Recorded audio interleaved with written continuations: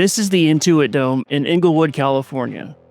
Today's episode is different from the rest of this series because the building doesn't have decades of wrestling history behind it. There are no territory cards to dig through, no demolished building nostalgia, and no old house show results. I'm Alex, and in today's video, episode 9, I'm counting down my personal top 10 wrestling moments in Intuit Dome history. The Intuit Dome opened in August 2024 as the new home of the Los Angeles Clippers NBA franchise after they'd spent years crammed into the Crypto.com arena downtown.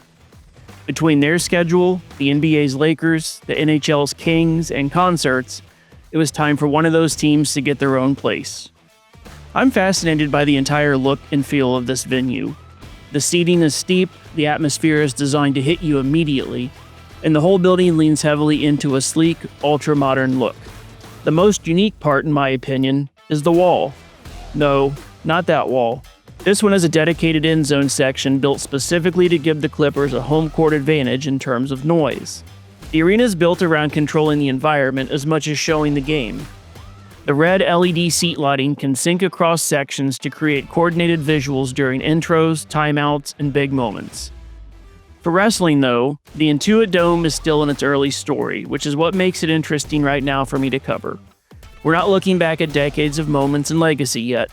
We're watching it develop in real time as it starts building its identity. Only 2 WWE shows have been held here thus far, and both are in 2025. Raw's Netflix premiere and Money in the Bank. Now, let's get to the list. At number 10, the countdown starts with Dominic Mysterio defending the Intercontinental Championship against Triple A's Octagon Jr. at Money in the Bank. This wasn't some long-term payoff match. It was more of a same-day crossover attraction after Octagon had already wrestled at Worlds Collide.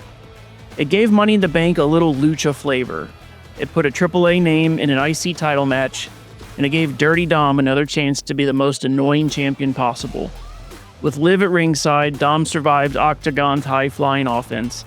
He hit the 619, he hit the frog splash, and he kept the title. It's on my list because of the attraction. Seeing these two work in a match you already knew Dom was going over in was still an entertaining showcase. I'm a big fan of crossover matches and would love to see more between AAA and the superstars on the main roster. At number 9, Jey Uso beats Drew McIntyre on the Raw Netflix premiere.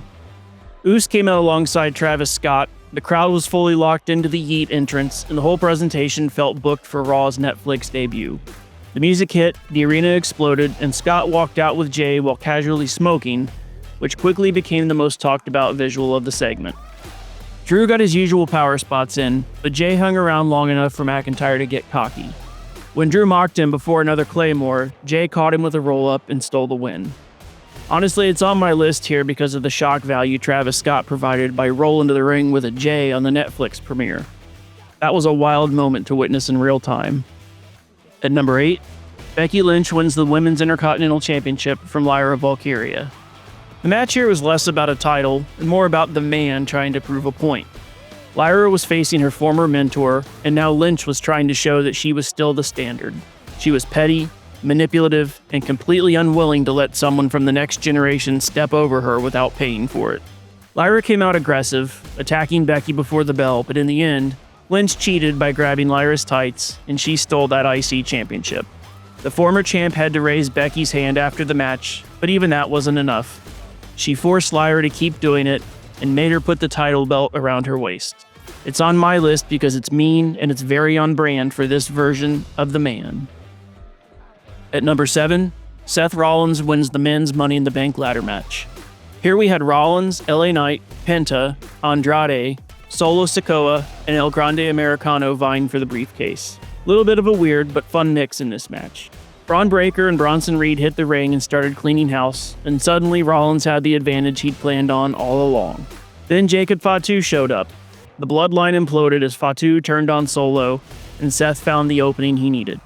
After that, Rollins fought off LA Knight, hit the stomp, climbed up, and became Mr. Money in the Bank for the second time, having previously won it in 2014.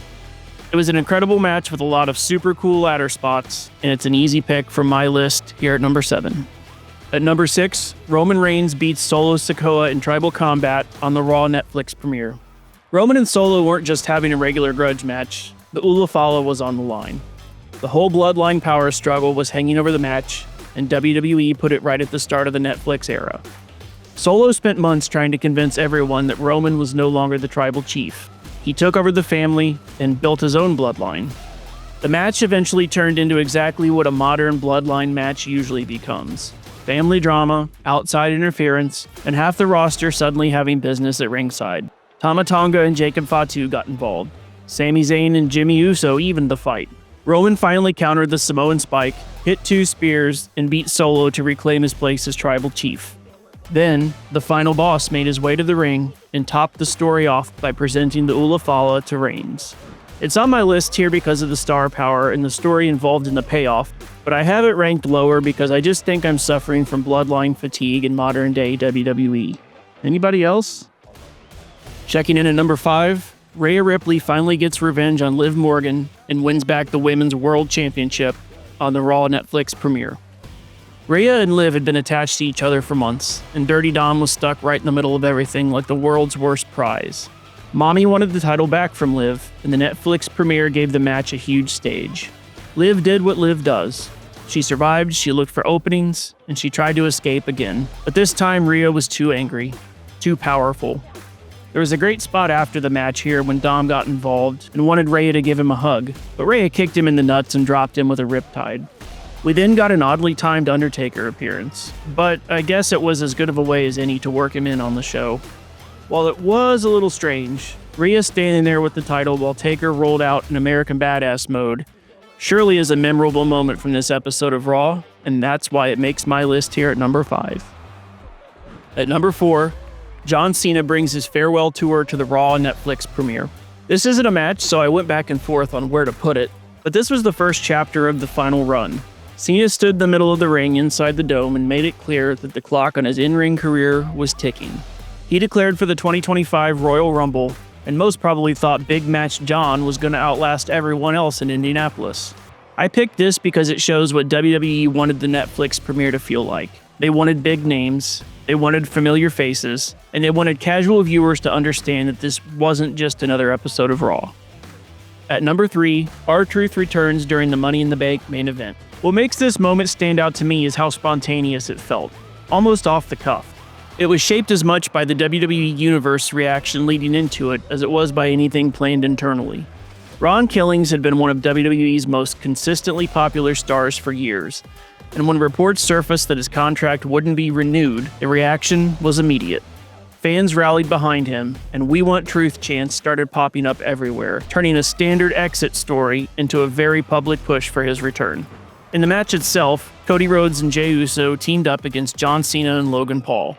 Late in the main event, Cena tried to take advantage by using the WWE Championship on Cody while the referee was distracted. That's when a masked figure hit the ring, took Cena down, and unleashed an attack. The surprise didn't last long. When the mask came off, it was R-Truth. The pop from the crowd said it all. They got what they wanted in Truth coming back to the company. I think it worked because it was simple. You had a stacked main event full of major names, but the focus shifted instantly to Truth the second he appeared.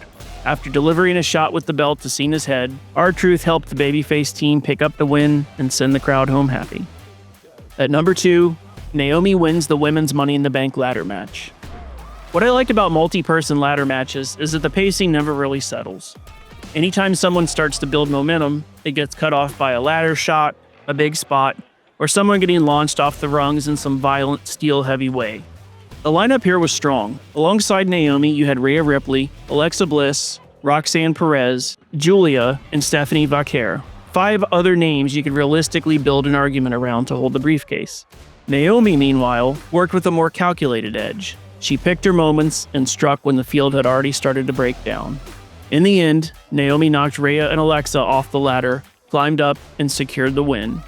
I have it ranked here because this moment to me represented a clear upward reset in her positioning. Naomi had spent much of her main roster run bouncing between mid-card relevance and tag team roles. Her heel turn and the proceed with caution gimmick also felt like a necessary evolution. It gave her character more bite and a clearer identity inside the division rather than cycling through reinventions. One of the things I've always appreciated about wrestling is when a performer with her level of talent finally gets positioned in a way that matches it. And this is exactly that kind of moment, and that's why it's number 2 on my list. My number 1 Intuit Dome moment is CM Punk defeating Seth Rollins in the main event of the first Raw on Netflix. Punk and Rollins here was positioned as a flagship match for WWE's new broadcast era, immediately framing Punk's return around a top-tier rivalry rather than a gradual rebuild. This didn't feel like a standard TV main event. From the opening bell, it carried the weight of a tentpole attraction, with both men clearly presented as central figures in the Netflix-driven presentation of Raw.